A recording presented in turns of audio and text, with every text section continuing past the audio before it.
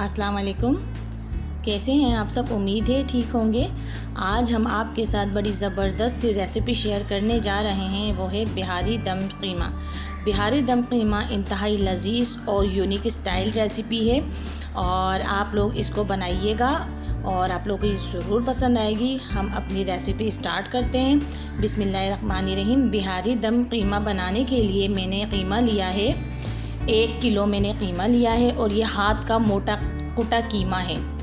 और ये कीमा मैंने चर्बी के साथ लिया है। चर्बी ऑप्शनल है, अगर आपको नहीं पसंद तो आप इसको स्किप कर सकते हैं। इसके साथ ही मैं इसके अंदर ऐड कर दूंगी लहसुन अदरक का पेस्ट है मेरे पास 2 टेबल स्पून, ये हम इसके अंदर ऐड कर देंगे।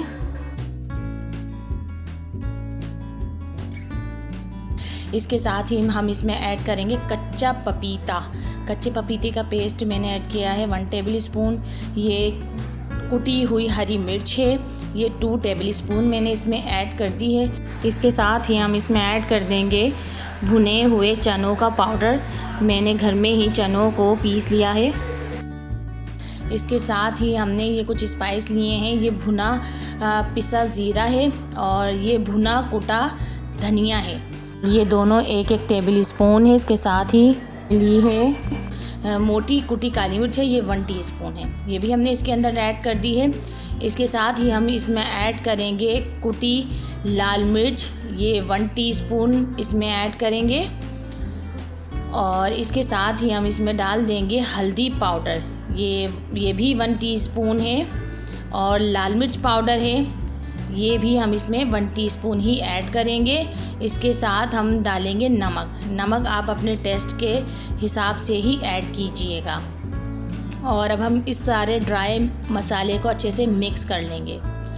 रमज़ान के लिए बेहतरीन रेसिपी है, आप इसको रात को मैरिनेट करके फ्रिज में रख दें और फिर आप सुबह सहरी में इसको आसानी से जल्दी से बना सकते हैं। ये देखिए, अब ये मैंने लिया है दही मैंने लिया था 350 ग्राम, वो मैंने इसके अंदर ऐड कर दिया है। और अब मैं इसको भी अच्छे से इसमें मिक्स कर लूँगी और कीमे को मैरिनेट करके हम 2 घंटे के लिए फ्रिज में रख देंगे। तो सहरी में भी आप ओवरनाइट इसको मैरिनेट करके रख दें और फिर सहरी में इसको आप झटपट तैयार कर सकते हैं।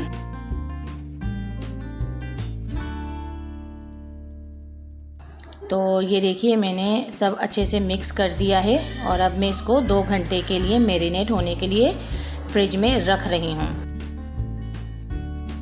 देखिए, मैंने यहाँ सरसों का तेल लिया है, ये आपके लिए ऑप्शनल है, आप जो भी कुकिंग ऑयल डालना चाहते हैं डाल दीजिए। और मैंने सरसों का तेल 1 कप लिया है। इसके अंदर 3 दरमियानी साइज़ की प्याज को मैंने बारीक स्लाइस में काट लिया है। और अब हम इस प्याज को इसमें ऑयल में गोल्डन कर लेंगे। देखिए, प्याज जो है अच्छी सी गोल्डन हो रही है। और असल रेसिपी बिहारी कीमे की मस्टर्ड ऑयल में ही तैयार की जाती है। ये देखिए, हमारे कीमे को मैरिनेट हुए 2 घंटे हो चुके थे और अब मैंने प्याज अच्छे से ब्राउन हो गई थी, तो अब मैंने इसमें कीमा ऐड कर दिया है। और अब हम इसको अच्छे से मिक्स कर लेंगे।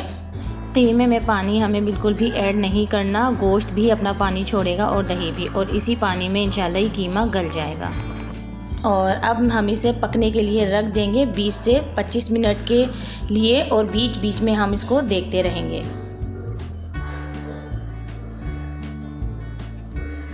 देखिए, 10 मिनट हो चुके हैं कीमे को पकते हुए और ये देखें कीमे ने कितना ज़्यादा पानी छोड़ दिया है।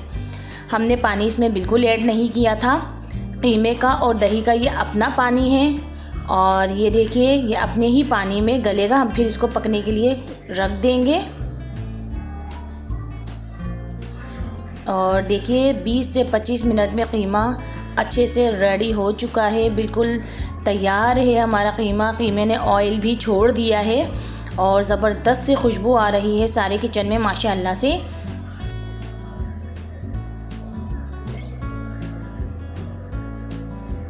और ये साइड में मैंने कोयला जलने के लिए रख दिया है क्योंकि हमें कीमे में दम देना है। ये कोयला जल रहा है। और अब मैं इसके अंदर ऐड कर दूंगी 1 टीस्पून गरम मसाला पाउडर। गरम मसाला पाउडर मैंने इसमें ऐड कर दिया और अब हम इसको अच्छे से मिक्स कर लेंगे।